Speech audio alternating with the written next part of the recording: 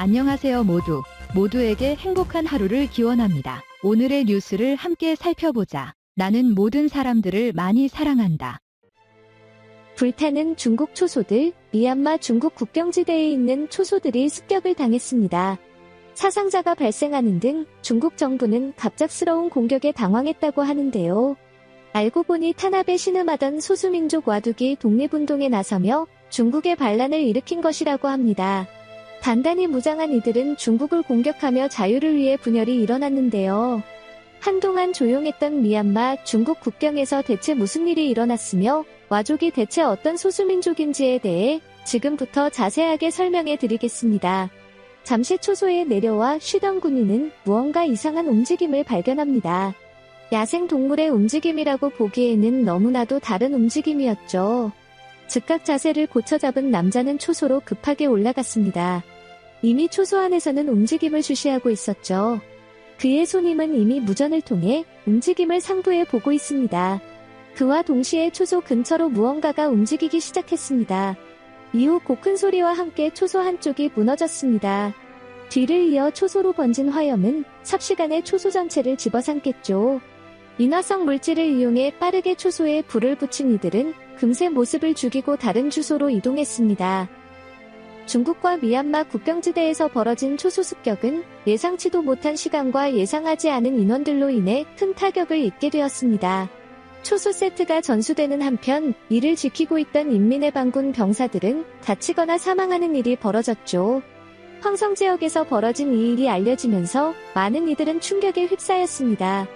그동안 중국 인민해방군과 미얀마군 사이에 어떤 충돌도 없었고 분쟁이 일어날 조짐이 없었기에 이번 습격은 이례적이라는 평가가 나왔는데요. 중국 현지 언론들은 이번 소식을 전하면서 습격의 주동자로 현재 미얀마 정부를 장악하고 있는 미얀마 군부 세력이 아닌 별개의 세력이 개입했다는 정황을 확보했다고 보도하며 습격의 배후로와 주연학군이 뒤에 있다는 소식을 보도했습니다.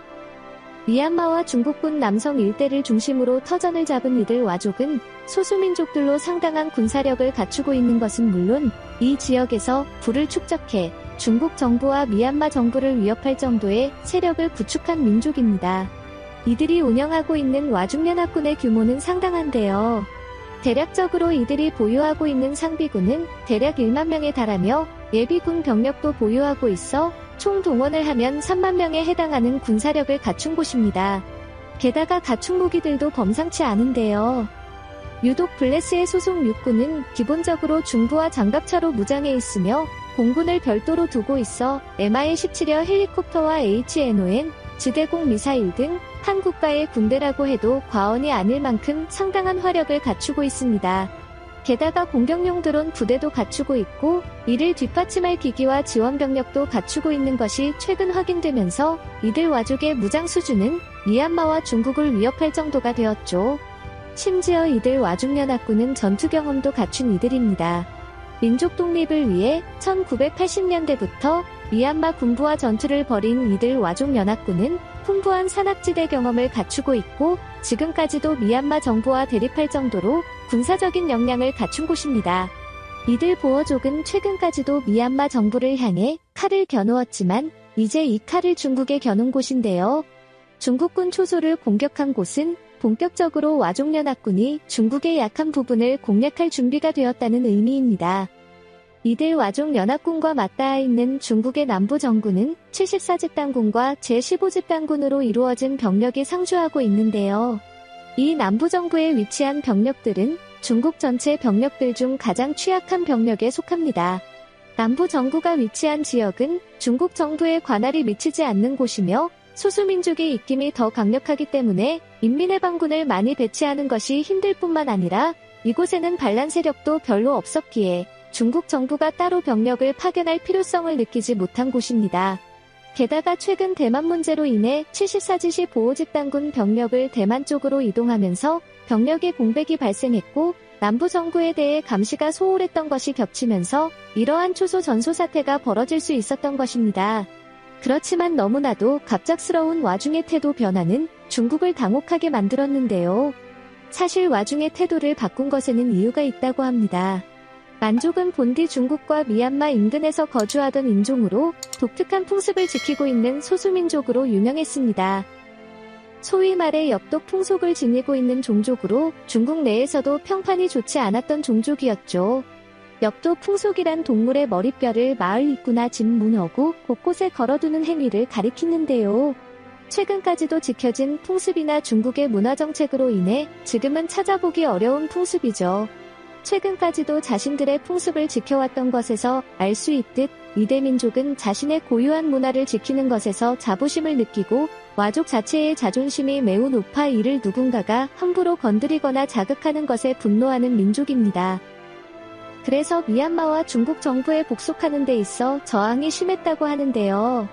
그러나 강력한 무기로 무장한 이들 병력을 상대할 수 없었고 무조건 저항했으나 결국 마지못해 이들 국가를 인정해야 했습니다. 그러던 중 와족은 뜻밖의 기회로 힘을 기를 수 있는 기회가 찾아옵니다.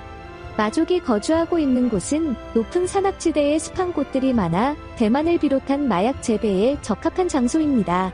마을 거리가 큰 돈이 될 것이라 판단한 이들은 본격적으로 마약 사업에 뛰어들었죠. 그 결과 와족이 지배하고 있는 지역은 대규모 마약 제조 공장이 되었습니다. 특히 이곳에서 생산된 마약은 순도가 높은 것으로 알려졌고 과거 골든 트라이앵글이라는 이름으로 이곳은 명성을 떨쳤습니다.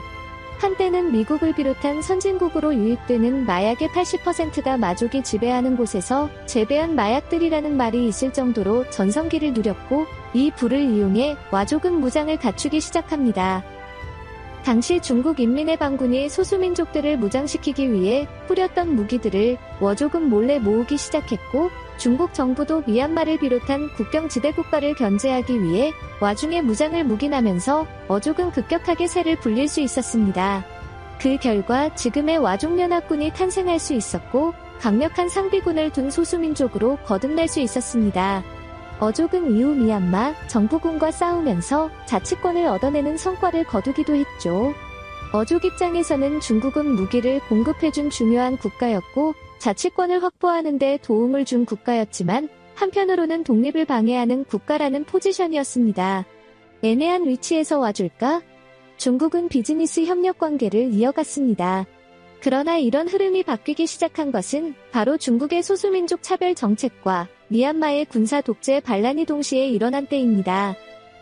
미얀마 정치가 혼란해지면서 소수민족 감시가 둔해졌고 중국도 대만에 집중하면서 와족이 지배하는 국경지대에 신경을 덜 쓰기 시작하면서 와족 독립의 기반이 갖춰진 것이죠. 그렇게 와족은 기회를 틈타 중국을 공략할 수 있게 된 것입니다.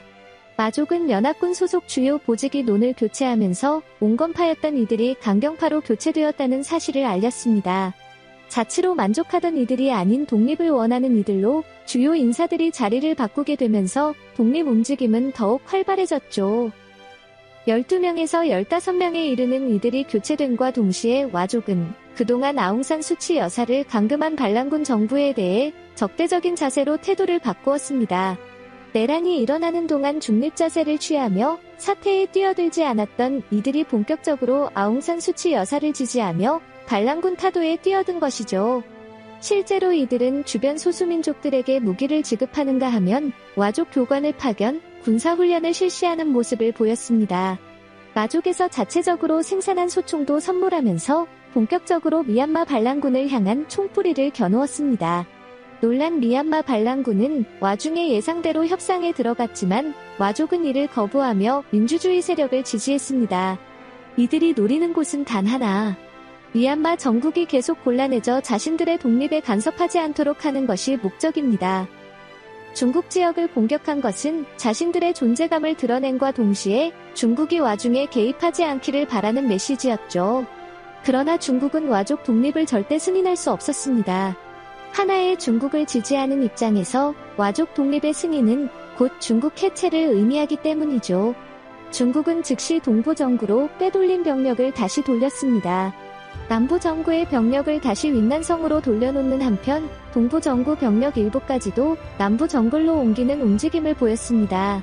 신화망을 통해 구미시 인근에 중국 육군 부대가 집결했다는 소문이 퍼지면서 중국이 보복을 준비 중이라는 소식이 알려진 만큼 마족은 힘든 싸움을 준비하는 상황. 그러나 중국 입장에서는 와족 제압은 쉬운 일이 아닙니다. 잘 갖춰진 와족 부대를 잡기 위해서는 상당한 희생을 감수해야 하고, 이는 대만 문제에 힘을 쏟을 수 없다는 것을 의미하기 때문이죠. 자칫 잘못하면 와주에서 시작된 반발 움직임이 신장, 위구르와 다른 소수민족으로 번질 수 있어 신속한 제압이 중국 정부에서는 반드시 필요합니다. 시간도 중국의 편이 아닐 뿐더러 마족에게 유리한 지역인 미얀마 일대까지 중국이 침범해야 하는 상황. 국제문제로 번질 수 있기에 중국은 골치 아픈 처지에 놓이게 되었습니다.